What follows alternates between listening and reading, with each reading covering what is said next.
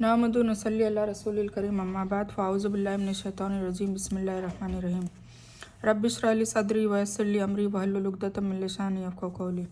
अस्सलामु अलैकुम रहमतुल्लाहि व बरकातुहू। हम पारा नंबर 29 अल्हम्दुलिल्लाह और सूरह 67 सूरह मुल्क पर पहुँच चुके हैं। अल्हम्दुलिल्लाह मैं अल्लाह से दुआ करती हूँ कि जितनी भी हमने कुरान अभी तक हमने सुनी है, अल्लाह ताला उसको सुनने से ज़्यादा हमें अमल करने की तौफ़ीक़ अता फ़रमाए और लोगों तक और भी आगे पहुँचाने की तौफ़ीक़ अता फ़रमाए और उस पर डटे रहें और हम ये काम करते रहें, ज़िंदगी भर तक करते रहें। उसके लिए भी अल्लाह ताला उसमें इस्तिक़ामत दे और हमें सच्ची पक्की हिदायत दे, मरते दम तक हिदायत दे, हिकमत दे। अल्लाह ताला से बहुत बहुत दुआ करने की ज़रूरत है, क्योंकि हिदायत परमानेंट नहीं मिलती, हिदायत मिलती है उसके ऊपर उसके बाद भी गुमराही पे जाने का अंदेशा रहता है अगर हम उस पर बरकरार न रहे और उससे कोशिश न करते रहे और इब्लिस की चालों से, इब्लिस के वसवसे से बचते न रहे। ठीक है, तो उसके लिए हमें दुआ भी करनी पड़ेगी और कोशिश भी करनी पड़ेगी। दोनों काम करेंगे तो इंशाअल्लाह अल्लाह ताला हम सबको कामयाबी अता करेगा और हमें हमारी दुनिया में भी हुस्न अता करेगा उसके बदले और आखिरत में भी हमें जन्नतों से नवाजेगा। अल्हम्दुलिल्लाह। तो सूरह मुल्क स्टार्ट करते हैं। सूरह मुल्क मक्का में नाजिल हुई और इसमें 30 आयतें और 2 रुकू है। अल्लाह के नाम से शुरू करता हूँ जो बड़ा मेहरबान निहायत रहम करने वाला है। बड़ी बरकत वाला है वह अल्लाह जिसके हाथ में मुल्क है और जो हर चीज़ पर कुदरत रखने वाला है। तबारकल्लज़ी बियदिल मुल्क व हुवा अला कुल्लि शैइन कदीर अल्लज़ी खलक़ल मौत वल हयात लियब्लुवकुम अय्युकुम अहसनु अमला व हुवल अज़ीज़ुल गफ़ूर। जिसने ज़िंदगी और मौत को इसलिए पैदा किया कि तुम्हारा इम्तिहान ले कि तुम में से अच्छे अमल कौन करता है और वह गालिब और माफ़ करने वाला है। आ गया ना। हमें ज़िंदगी और मौत के लिए इसलिए पैदा किया है कि हमारा इम्तिहान लिया जाए कि हम नेक काम करते हैं या गलत काम करते हैं। जिसने 7 आकाश ऊपर नीचे पैदा किए तो ए देखने वाले अल्लाह रहमान की पैदाइश में कोई बेजाब्तगी न देखेगा, मतलब कोई भी चीज़ की कमी कोताही या जाती भी न देखेगा। दोबारा पलट कर देख ले कि क्या कोई चीज़ भी दिखाई दे रही है। मतलब अल्लाह ताला हमारी निशानियों को अल्लाह ताला उनकी निशानियों को, उसकी निशानियों को दिखाना चाह रहा है कि हम कुदरत को भी देखें और निशानी आयत को भी कहा जाता है, जो आयत हैं हम उस आयतों को भी देखें और फिर गौर व फिक्र करें और हम अल्लाह ताला की निशानियाँ देख देख कर इबरत हासिल करें और अल्लाह ताला के सामने रुजू करें। इसकी फजीलत में कई हदीसें आए हैं जिनमें से कुछ सही और हसन है। एक में रसूलुल्लाह सल्लल्लाहु अलैहि वसल्लम ने फरमाया, अल्लाह की किताब में एक सूरह है जिसमें सिर्फ 30 आयत हैं। कौन सी? सूरह मुल्क।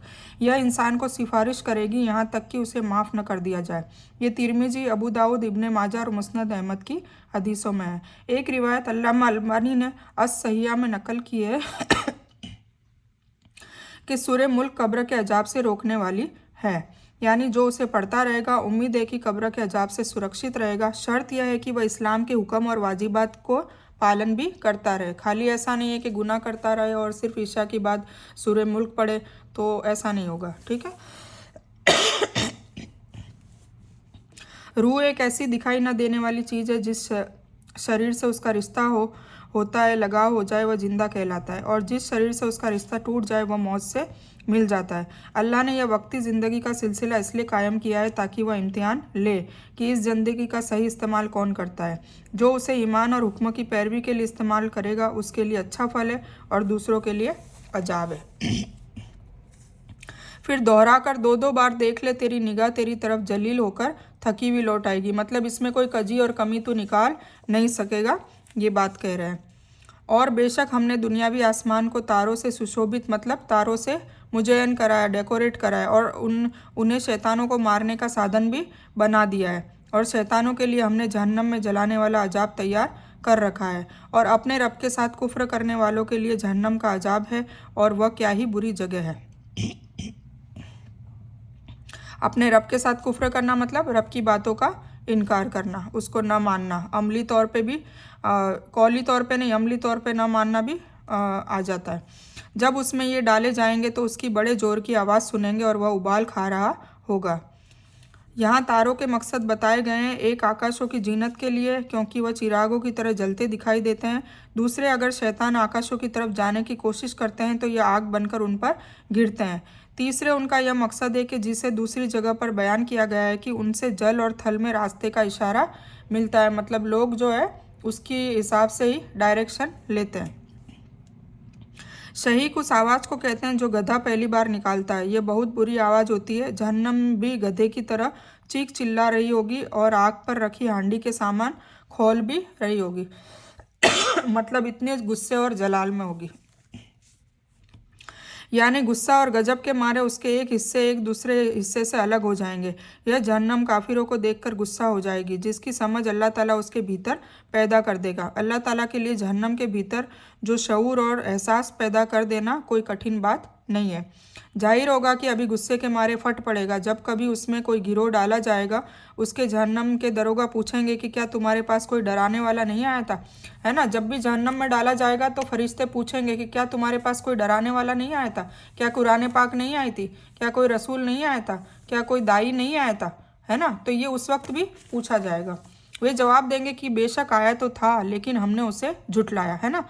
वे क्या कहेंगे, बेशक आया था पर हमने उसे झुठलाया और कहा कि अल्लाह ताला ने कुछ भी नाजिल नहीं किया, तुम बहुत बड़ी गुमराही में ही हो। और कहेंगे कि अगर हम सुनते होते या समझते होते तो इन जहन्नमियों में शामिल क्यों होते, हम नहीं होते।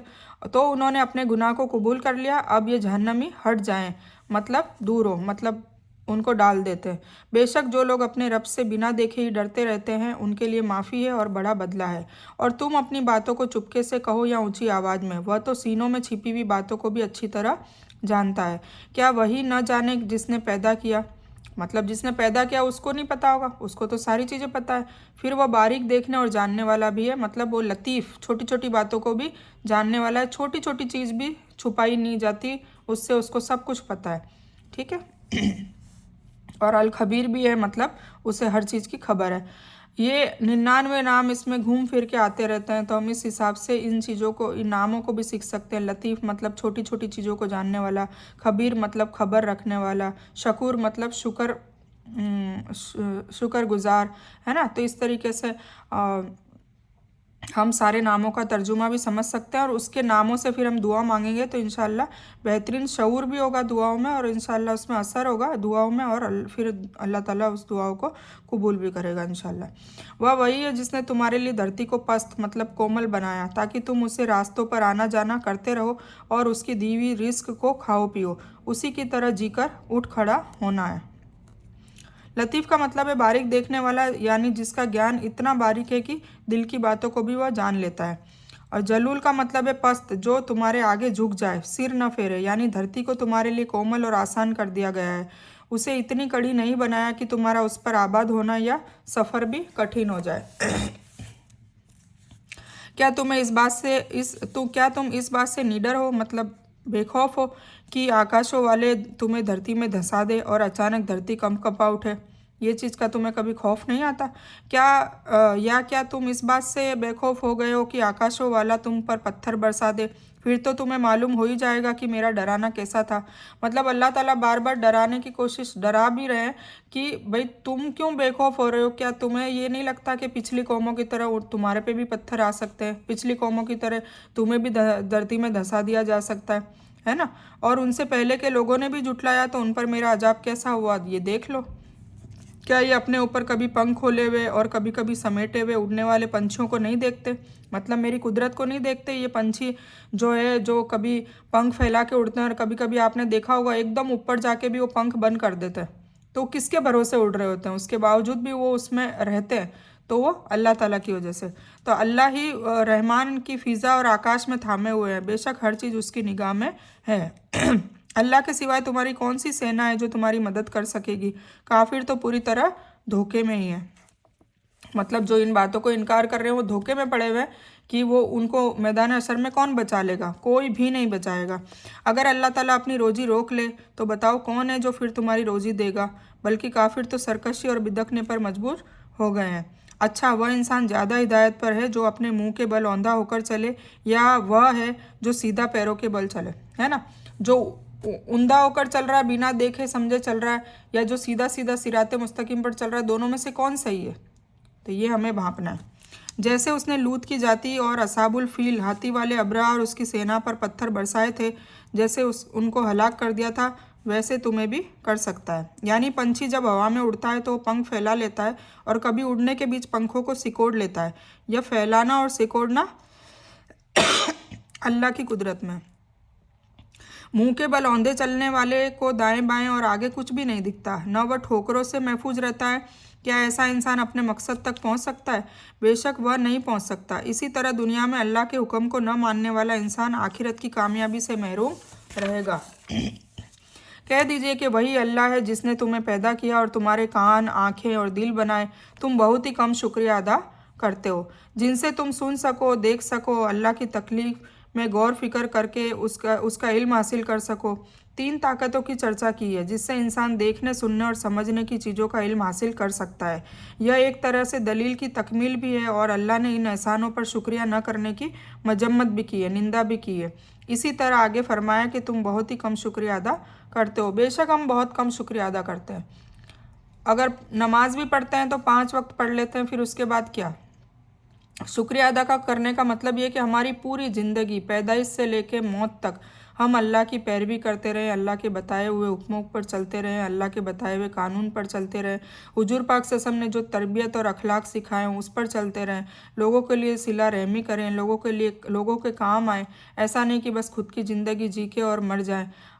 लोगों के इतना काम आए, इतनी वो आए कि लोग हमारे जाने की वजह से लोगों को दुख हो, तो ऐसा कोई काम करके दिखाएं, चाहे छोटा ही हो। ऐसा नहीं है, अल्लाह ताला देखो कोशिशों को देखता है और रिजल्ट को नहीं देखता। कई बार ऐसा होता है कि हम उस कोशिश में मरते दम तक भी कामयाब नहीं होते, तो इसका मतलब ये नहीं कि हम पास नहीं हुए। अल्लाह ताला हमारी कोशिशों को देख रहा है और हमारे दिलों को, नियतों को देख रहा है। अगर हमारी नियत खालिस है, सिर्फ़ और सिर्फ अल्लाह की रज़ा के लिए कर रहे हैं, दिखावे के लिए नहीं कर रहे, या तकब्बुर के लिए नहीं कर रहे, या कोई स्वार्थ के लिए नहीं कर रहे हैं, सिर्फ़ और सिर्फ अल्लाह को राज़ी करने के लिए कर रहे हैं और जन्नत पाने के लिए कर रहे हैं, तो इंशाल्लाह अल्लाह उसका अज़र मरने के बाद भी देता है। और कई लोगों को दुनिया में भी उसका रिज़ल्ट दिखा देता है, दुनिया में भी कामयाब कर देता है।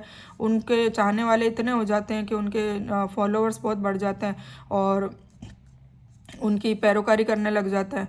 तो कई बार दुनिया में भी उनको तरक्की मिल जाती है और आखिरत में भी उनको उसका अज़र मिलता है। ठीक है, तो अल्लाह ताला वही कहना चाह रहे हैं कि तुम बहुत ही कम शुक्रिया अदा करते हो। यानी मेरा काम तो उस नतीजे से डराना है जो मुझे झुठलाने की वजह से तुम्हारा होगा। दूसरे लफ्ज़ों में मेरा काम सावधान करना है, गैब की खबरें बताना नहीं, लेकिन यह कि जिसके बारे में अल्लाह खुद मुझे बता दे। मतलब हुजूर पाक सल्लल्लाहु अलैहि वसल्लम को लान तान किया करते थे कुफ़ार मक्का के, आप हमें इल्म बता दीजिए या कोई गैब की बात बताएं तो हम आपको माने। तो अल्लाह ताला ने, हुजूर पाक सल्लल्लाहु अलैहि वसल्लम ने कहा मेरा काम सिर्फ आपको बता देना है अल्लाह की किताब को, और गैब की बातें बताना मेरा काम नहीं है। अगर अल्लाह कोई कुछ सामने से बताने को कहेगा कि नहीं इन लोगों को ये बताओ, तो फिर मैं बताऊँगा। ठीक है, ये आ गया ना। और काफिर पूछते हैं कि वह वादा कब जाहिर होगा, अगर तुम सच्चे हो तो बताओ। आप कह दीजिए कि इसका इल्म तो अल्लाह ही को है। मतलब वो वादा, मतलब क़यामत कब आएगी। मतलब हुजूर पाक सल्लल्लाहु अलैहि वसल्लम डराते थे ना कि अगर तुम नहीं मानोगे अल्लाह का कहना, तौहीद को नहीं मानोगे तो क़यामत बहुत जल्दी आने वाली है और उसमें फिर तुम्हारा किया कराया सारा नस्ते नाबूद हो जाएगा और जो भी तुम करोगे गलत चीज़ें उनका अज़र तुम्हें जहन्नम की आग में तुम्हें धकेला जाएगा। तो वो कहते थे तुम्हारा वादा कब पूरा होगा, अगर सच्चे हो तो ले आओ। तो आप जो अल्लाह ताला ने कहा कि आप कह दीजिए कि इसका इल्म तो अल्लाह ही को है कि कब आएगी कब नहीं आएगी। मैं तो साफ तौर से तुम्हें आगाह कर देने वाला हूँ, मेरा काम सिर्फ तुम्हें बता देना है। जब ये लोग उस वादे को करीब पा लेंगे, मतलब जब क़यामत आ ही जाएगी, उस समय इन काफिरों के मुँह बिगड़ जाएंगे। तब ये फिर मुँह ऐसे छोटे छोटे कर लेंगे कि ये तो वाकई आ गई, और कह दिया जाएगा कि यही है जिसे तुम मांगा करते थे। आप कह दीजिए कि ठीक है, अगर मुझे और मेरे साथियों को अल्लाह ताला हलाक कर दे या हम पर रहम करे, जो भी हो, यह तो बताओ कि काफिरों की तकलीफ दे अजाब से कौन बचाएगा। मतलब यह है कि इन काफिरों को तो अल्लाह के अजाब से कोई बचाने वाला है नहीं, चाहे अल्लाह अपने रसूल और उस पर ईमान लाने वालों को मौत या कत्ल द्वारा बर्बाद कर दे या उन्हें मौका दे दे। या यह मतलब है कि हम ईमान लाकर भी डर और उम्मीद के बीच हैं, तो तुम्हारे कुफ्र के बावजूद तुम्हें अजाब से कौन बचाएगा, है ना। मतलब हम मोमिन होने के बाद भी हमें पक्का पता नहीं है कि हमें जन्नत मिलेगी या दोज़ख, नाउज़ुबिल्लाह, है ना। तो कुफ्र करने वालों को तो फिर उससे ज़्यादा डरना चाहिए। तो ये बताया जा रहा है। आप कह दीजिए कि वही रहमान है, हम तो उस पर ईमान ला चुके और उसी पर हमने भरोसा किया। तुम्हें जल्द ही मालूम हो जाएगा कि साफ भटकावे में कौन है। मतलब अल्लाह ताला कह रहा है कि आप कह दीजिए अपनी कुफ़ार मक्का जो भी उम्मत है कि वो रहमान है और हम तो उस पर ईमान लेकर आ चुके हैं, हमने पूरा भरोसा कर लिया है और तुम्हें भी जल्द मालूम हो जाएगा कि कौन भटकावे में और कौन सीधे रास्ते पर है। आप कह दीजिए ठीक है, यह तो बताओ कि अगर तुम्हारे पीने का पानी धरती चूस जाए, मतलब धरती एकदम संभाल ले, सारा पीने का पानी बिल्कुल मिलना बंद हो जाए, तो कौन है जो तुम्हारे लिए निथरा हुआ साफ पानी लेकर आ जाएगा। तो ये चीज़ें बताइए। ठीक है, तो ये थी सूरह मुल्क। अब हम सूरह कलम भी पढ़ लेते हैं। सूरह कलम मक्के में नाजिल हुई, इसमें 52 आयतें और 2 रुकू है। अल्लाह के नाम से शुरू करता हूँ जो बड़ा मेहरबान निहायत रहम करने वाला है। नून, कसम है कलम की और उसकी जो कुछ की वे फरिश्ते लिखते हैं। नून वल कलमी वमा यस्तुरून। गौर का मतलब है सूख जाना।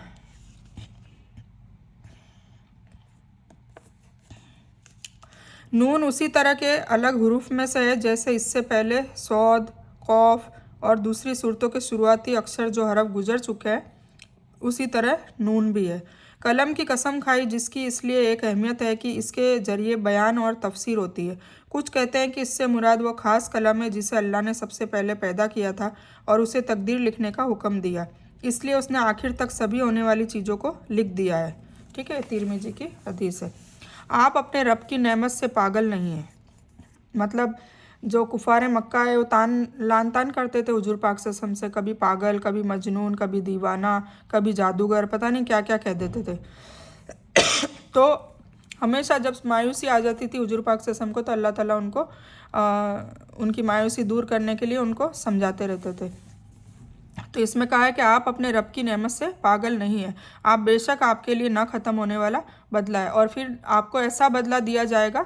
आप जो भी ये सहन कर रहे हो, जो भी ये लोगों की जो बातें हैं दिल को आहत पहुंचाती है, दिल दुखने वाली जो बातें कर रहे हैं, टिप्पणी कर रहे हैं, उनसे जो भी आप सब्र कर रहे हो तो आपको न ख़त्म होने वाला बदला भी दिया जाएगा। और बेशक आप बहुत अच्छे स्वभाव पर हैं और आपका अखलाक भी सबसे बेहतरीन है। तो अब आप भी देख लेंगे कि यह भी देख लेंगे कि तुम में से फितने में कौन पड़ा है। ठीक है, हम इसका तर्जुमा ले लेते हैं। यह कसम का जवाब है जिसमें काफिरों के कौल का खंडन किया है, वह आपको दीवाना कहते थे। आगे ना, नबूवत के फ़राइज़ को पूरा करने के लिए जो भी दुख आपने सहन किए हैं और दुश्मनों के ताने आपने सुने हैं, उस पर अल्लाह की तरफ से कभी न ख़त्म होने वाला बदला आपके लिए हो जाएगा, मतलब मिलेगा। से खुल्की अजीम से मुराद दीन इस्लाम या पाक कुरान है। मतलब यह कि तू उस तरीके पर है जिसका हुक्म तुझे अल्लाह ने कुरान में या दीन इस्लाम में दिया है। या इससे मुराद वह शिष्टाचार, वह नरमी, व शफ़क़त, अमानत, सच्चाई, संजीदगी, फ़जीलत और दूसरे अखलाकी सिफ़ात है जिनमें आप सल्लल्लाहु अलैहि वसल्लम नबी होने से पहले फ़जीलत रखते थे और नबी होने के बाद भी उनमें ज़्यादा ऊंचाई और फैलाव हो गया। इसलिए जब आयशा रज़ियल्लाहु ताला अन्हा से आपके अखलाक के बारे में सवाल किया गया तो फरमाया कि हज़रत आयशा का जवाब खुल के अजीम के मस्कुरा दोनों मायनों को घेरे हुए, मतलब खुल के अजीम मतलब पूरी मखलूक में सबसे अजमत वाला अखलाक, ये उन्होंने जवाब दिया खुल के अजीम। यानी वह तो चाहते हैं कि तू उनके पूज्यों के बारे में नरम तरीका अपनाए, लेकिन झूठे के साथ नरम तरीके का नतीजा यह होगा कि बातिल के पुजारी अपनी बातिल की पूजा छोड़ने में ढीले हो जाएंगे। इसलिए सच के बारे में सुस्ती और तबलीग के लिए नबूवत के काम के लिए बहुत नुकसानदायक है। मतलब जब भी तबलीग करें, दावत का काम करें, तब सुस्ती ना करें। बेशक तेरा रब अपनी राह से भटकने वालों को अच्छी तरह जानता है और वह हिदायत पाए को अच्छी तरह जानता है। मतलब वो भटके हुए को भी जानता है और हिदायत वालों को भी जानता है। तो आप झुठलाने वालों की बात को कबूल न करें। वे तो चाहते हैं कि आप तनिक ढीले हों तो ढीले पड़ जाएं, मतलब कुफर में साथ दे दे और बुत परस्ती में नरमी इख्तियार करें। तो ये चीज़ आपको नहीं करनी है। और आप किसी ऐसे इंसान का भी कहना न माने जो ज़्यादा कस्में खाने वाला जलील हो, कमीना, ऐब निकालने वाला और चुगली करने वाला हो, भलाई से रोकने वाला हो, हद से बढ़ जाने वाला पापी हो, घमंडी, फिर साथ ही बेनसब भी हो। उसकी सरकशी केवल इसीलिए वह धनवान और पुत्रों वाला है। जब उसके सामने हमारी आयतें पढ़ी जाती है तो यह कह देता है कि यह तो पहले के लोगों की कथाएं और किस्से हैं, किस्से और कहानियाँ हैं। हम भी उसकी सूंड नाक पर दाग देंगे। बेशक हमने उनकी उसी तरह इम्तिहान लिया है जिस तरह हमने बाग वालों की परीक्षा ली थी, जबकि उन्होंने कसम खाई थी कि सुबह होते ही बाग के फल तोड़ लेंगे। कुछ के नज़दीक इसका ताल्लुक दुनिया से है। कहा जाता है कि बदर की लड़ाई में उन काफिरों की नाकों को तलवारों का निशाना बनाया गया। कुछ कहते हैं कि यह क़यामत के दिन नरकवासियों का निशान होगा, उनकी नाकों को दाग दिया जाएगा। या इसका मतलब चेहरों का कलीमा मतलब कालीमा मतलब स्याही हो जाएगी, चेहरे एकदम काले स्याह हो जाएंगे, जैसा कि काफिरों के चेहरे उस दिन काले होंगे। कुछ कहते हैं कि काफिरों का यह नतीजा दुनिया आखिरत दोनों जगह मुमकिन है। मतलब मक्कावासी है, उन्हें माल और औलाद दिया ताकि वह अल्लाह का शुक्र करे, लेकिन उन्होंने नाशुक्री और घमंड का रास्ता अपनाया तो हमने उन्हें भूख और सूखे के इम्तिहान में डाल दिया, जिसमें वह नबी सल्लल्लाहु अलैहि वसल्लम की बद्दुआ की वजह से कुछ दिन फंसे रहे। बाग वालों की कथा अरबों में मशहूर थी। यह बाग सना यमन से 2 फरसंग 6 मील की दूरी पर था। उसका मालिक उसकी पैदावार में से कुछ हिस्सा गरीबों और फ़कीरों पर भी खर्च करता था। जब उसकी औलाद उसकी वारिस बनी तो उन्होंने कहा कि हमारा खर्च ही कठिनाई से पूरा होता है, तो हम उसकी आमदनी गरीबों और फ़कीरों को कैसे दें।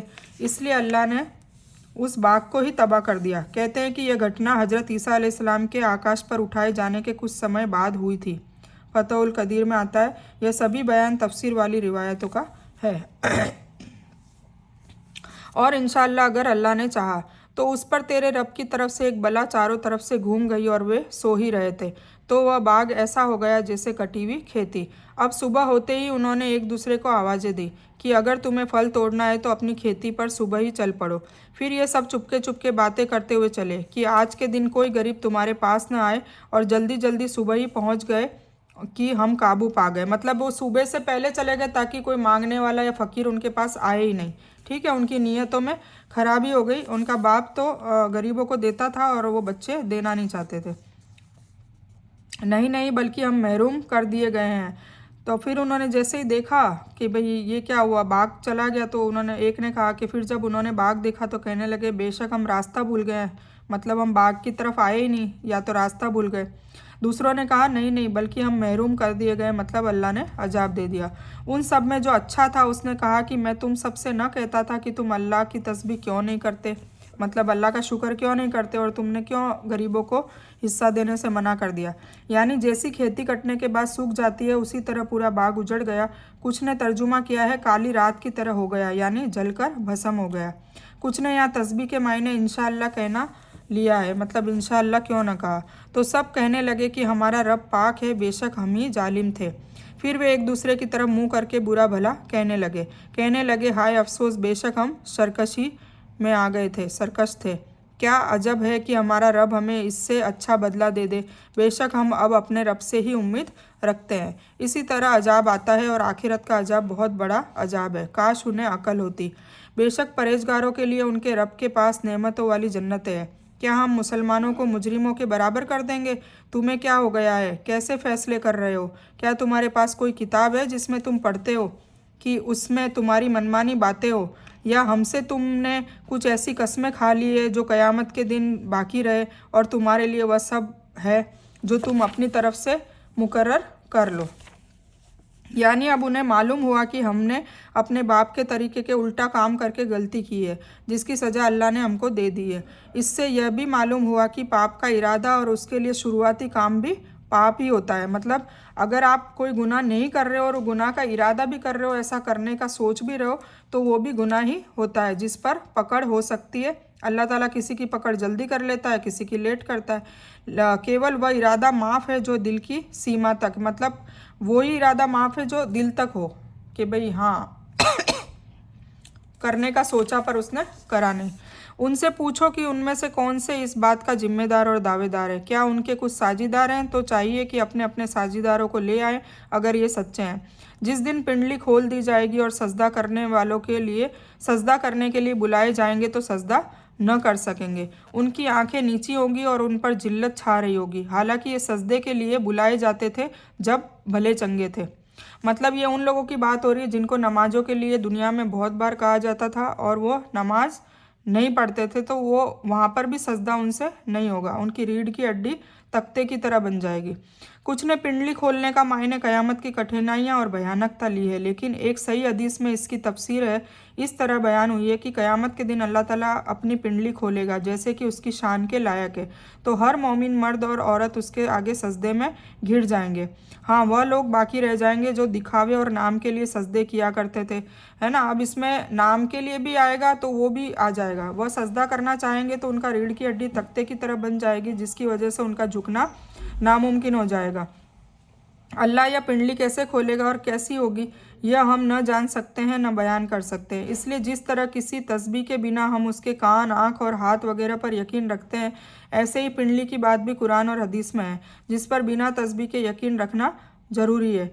यही सलफ़ और मुहद्दिसीन मतलब जो हदीस के बड़े बड़े उलमा हैं उन लोगों की राय है। ठीक है, यह उसी ढील देने का बयान है जिसे कुरान में कई जगहों पर बयान किया गया है और हदीस में भी साफ किया गया है कि नाफरमानी के बावजूद माल और साधन का ज़्यादा होना अल्लाह की रहमत नहीं है, उनका मौका देने का कानून का नतीजा है। फिर जब वह पकड़ने पर आता है तो कोई बचाने वाला नहीं होता। कुछ लोगों के लिए अपन सोचते हैं ना कि ये सारे गुनाह करते हैं, ना नमाज़ पढ़ते हैं, ना रोज़ा रखते हैं, मतलब इबादत के अलावा हुकूकुल इबाद में भी कोताहियाँ कर रहे हैं, जुल्म कर रहे हैं, फिर भी इनको अल्लाह ने दौलत दे रखी है, तो वो अल्लाह ताला उनको और ज़्यादा बड़े इम्तिहान में डाल रहा है ताकि उसकी कड़ी सज़ा उनको मिले। और मैं उन्हें ढील दूंगा, बेशक मेरी योजना बड़ी मजबूत है ना। मतलब उनको और ज़्यादा ढील देगा। जैसे फ़िरौन था, कारून था, उन सब के पास माल दौलत दुनिया जान की थी।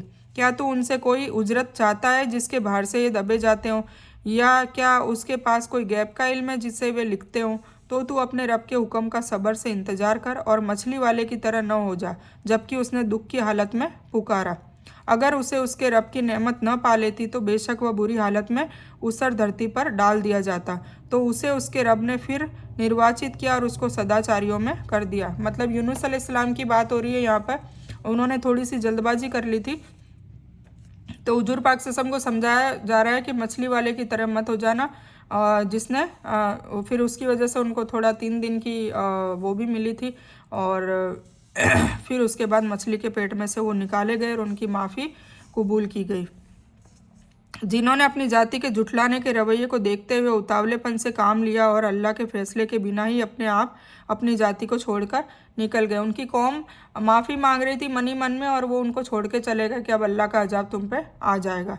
तो इसलिए फिर अल्लाह ताला ने उसके वजह से क्या करा, उनकी कौम को तो माफ़ कर दिया था क्योंकि उन्होंने माफ़ी मांग ली थी अजाब देखकर।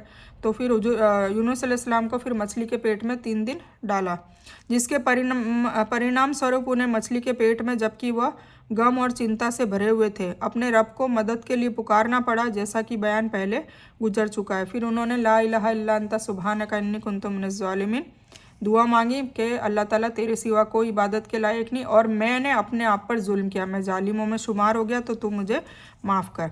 इसका मतलब यह है कि उन्हें अच्छा और सेहतमंद करने के बाद फिर रिसालत से सम्मानित करके उन्हें अपनी कौम की तरफ भेजा गया, जैसे कि सूरह सफ़ात में भी वाजे होता है। फिर उनको ठीक करा और उनकी तबीयत अच्छी हुई और फिर वो अपनी कौम के पास वापस गए। इसलिए रसूलुल्लाह सल्लल्लाहु अलैहि वसल्लम ने फरमाया कि कोई यह ना कहे कि मैंने यूनुस पुत्र मत्ता से बेहतर हूँ। और ख़ास देखिए सूरह बकर, मतलब फिर ऐसा ना हो जाए, हुजूर पाक सल्लल्लाहु अलैहि वसल्लम ने खुद बताया कि यूनुस अलैहिस्सलाम से बेहतर है, मतलब किसी को एक दूसरे पर दर्जे देने की सख्त मनाही करी है। वैसे हुजूर पाक सल्लल्लाहु अलैहि वसल्लम को नबियों के सरदार कहा जाता है, पर दूसरे नबी की बेइज्जती बेहुरमती नहीं करनी है, इसके लिए सख्त तंबीह की गई है। ठीक है, और करीब है कि काफिर अपनी तेज निगाह से आपको फिसला दे जब कभी कुरान सुनते हैं और कह देते हैं कि यह तो यकीनी तौर से दीवाना है, और हकीकत में यह कुरान तो सारी दुनिया वालों के लिए पूरी शिक्षा ही है, मतलब पूरे दुनिया वालों के लिए ये नसीहत है। यानी अगर तुझे अल्लाह की मदद और सुरक्षा न मिलती तो इन काफिरों की हसद वाली निगाह से तू बुरी नज़र का शिकार हो जाता, यानी उनकी नज़र तुझे लग जाती। इमाम इब्ने कसीर ने इसका सही यही मतलब बयान किया है। फिर लिखते हैं कि यह इस बात का सबूत है कि नज़र का लग जाना और अल्लाह की इजाज़त से उसका दूसरों पर असरअंदाज होना सच है, जैसा कि कई हदीसों से साबित है, और हदीसों में उससे बचने के लिए दुआओं का बयान भी है। और यह भी कहा गया है कि तुम्हें कोई चीज़ अच्छी लगे तो माशा अल्लाह कहा करो या बारक अल्लाह कहा करो ताकि उसे नज़र न लगे। ऐसे ही किसी को नज़र लग जाए तो फरमाया कि उसे गुस्ल कराकर उसका पानी उस पर डाला जाए जिसको उसकी नज़र लगी है। तफसील के लिए देखिए तफसीर इब्ने कसीर और हदीस की किताब है। कुछ ने इसका मायने यह लिया है कि यह तुझे तबलीग करने से फेर देते हैं, है ना, मतलब आंखों ही आंखों में ऐसे हिप्नोटाइज वगैरह इस टाइप का। जब सच यह है कि यह कुरान जिन्नों और इंसानों की हिदायत के लिए आया है और रहनुमाई के लिए आया है, तो फिर इसको लाने और बयान करने वाला जो है वो दीवाना कैसे हो सकता है ना। तो ये अल्लाह ताला बता रहे हैं। यह क़यामत के नामों में से एक नाम है, इसमें अल्लाह ताला का हुक्म साबित होगा, यह खुद भी होने वाला है। ठीक है, तो हमने सूरे मुल्क और सूरे कलम दोनों एक साथ कंप्लीट करी है अल्हम्दुलिल्लाह। और पारा नंबर 29 ही चल रहा है, इसमें कई सूरतें अभी आएगी, तो हम उसको 2-2, 3-3 करके मुकम्मल करेंगे इंशाल्लाह। तो ये बयान मैं यही मुकम्मल करती हूँ। इस बयान में कुछ भी दीन की अच्छी और हक बात आई है वो सिर्फ़ और सिर्फ अल्लाह की तरफ से है, और बुरी या गलत बात जो गलती से या जज्बात में आकर मेरे मुंह से कोई भी गलत वर्ड या कोई बात निकल गई हो तो वो मेरी तरफ से है, और इस गलती के लिए मैं अल्लाह अज़्ज़ व जल से और आप सभी लोगों से माफ़ी की तलबगार हूँ। मैं कोई आलिमा नहीं हूँ, सिर्फ तालिब इल्म हूँ। मेरी कोशिश से आप सभी को सही नफ़े बख्श इल्म पहुँचे और मैं आप लोगों की हिदायत और हिकमत में सदका जारिया बनूँ, बस मेरी यही तमन्ना है। आमीन सुम्मा आमीन या रब्बल आलमीन। रब्बना आतीना मिन लदुनका रहमतन व हय्यि लना मिन अमरिना रशदा। अल्लाहुम्मा सल्लि अला मुहम्मद व अला आलि मुहम्मद कमा सल्लैता अला इब्राहीम व अला आलि इब्राहीम इन्नका हमीदुम मजीद। अल्लाहुम्मा बारिक अला मुहम्मद व अला आलि मुहम्मद कमा बारकता अला इब्राहीम व अला आलि इब्राहीम इन्नका हमीदुम मजीद। व आखिरु दावाना अनिल हम्दुलिल्लाहि रब्बिल आलमीन।